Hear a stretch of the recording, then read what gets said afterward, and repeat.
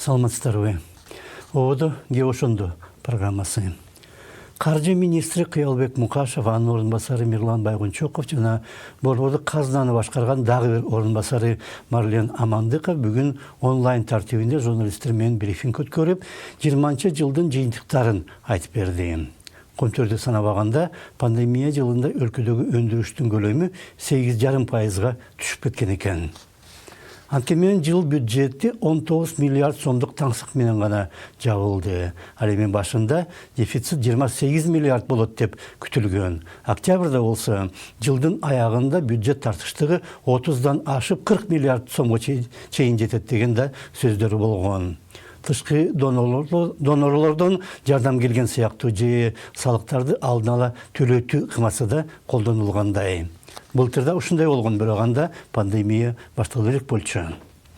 Бюджет негизинен салыктан чогулат, бирок пандемия жана революция жылынын салык боюнча жыйынтыктары өтө деле коркунучтуу эмес. Кубанса да болот. Мисалга, жылдын аягында Орусиядан келген 20 миллион долларлык жардам эмгиче пайдаланылбай, Улуттук банктын эсебинде сакталып турат. Ошондуктан каржы министри бүгүн Кыргызстанда эч кандай дефолт болбойт деп ишенимдүү айтты. В сравнении с соответствующим показателем предыдущего года, то есть за 2019 год, да, совокупные доходы бюджета Өткөн жылдын көрсөткүчтөрү менен салыштырганда 2020 жылдын ичинде табылган жалпы кирешенин көлөмү былтыркыдан 15 миллиард сомго аз болду. Салык жыйымдары бардыгы болуп 92 миллиард сомду түздү. Бул пландалгандын 95 гана пайызына барабар жана 5 миллиард сомго жакын салык чогултулбай калды. от плана или недоступление составило порядка 5 миллиардов сомов. Бирок бул жерде бир кызык нерсе бар. Салыктардын 95% чогултулду дегенде биз баарыбыз аны чогултула турган салыктын 95% кармалган экен деп түшүнөбүз. Бирок министр бүгүн пландалгандын 95% чогултулду деп айтты. Андайды отчеттордо кээде айтпай да коюшат.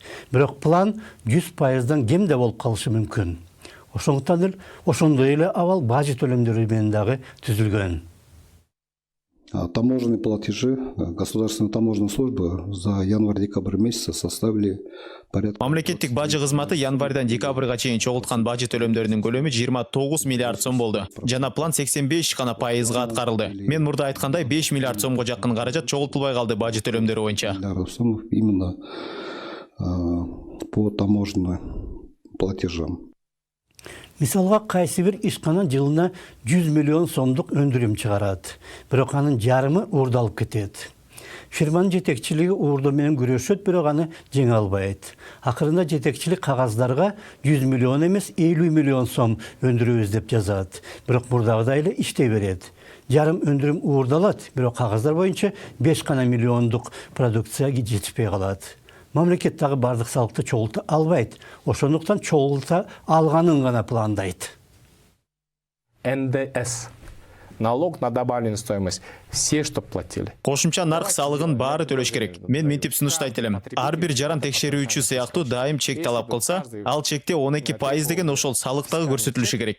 Бул өтө деле көп эмес. Бирок аны баары төлөсө триллион сом чогултулат. Ички мүмкүнчүлүктөрдөн пайдаланып 1 триллион сом чогултуп, бюджетти 10 эсеге көбөйтсө болот. 10 раз можем повысить бюджет. 10 раз. Дагы бир көрүнүш бар.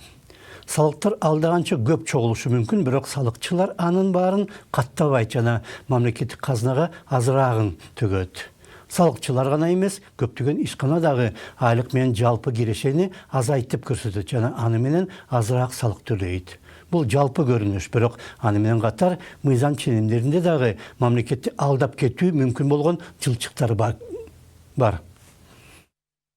У нас патенты, налоговые контракты, все это... Бизде патент же салык келишими менен иштегендер көп. Аны менен көмүскө экономика көбөйөт. Дагы бир фактор кошумча нарк салыгы. Фирманын бюджети 8 миллион сомдон төмөн болсо, бул салыкты ал төлөбөйт. Ошондуктан баары бизнесин майда-майдага бөлүп салат. Курулуш тармагы дагы ошондой. Камсыздандыруу болсо таптакыр жок. Я вообще молчу про страхование. Вообще страхования нет. Ошондуктан расмий отчеттор боюнча экономикадагы чыныгы абал кандай экенин түшүнүү оңой эмес. Ошондо саламат калыңыздар.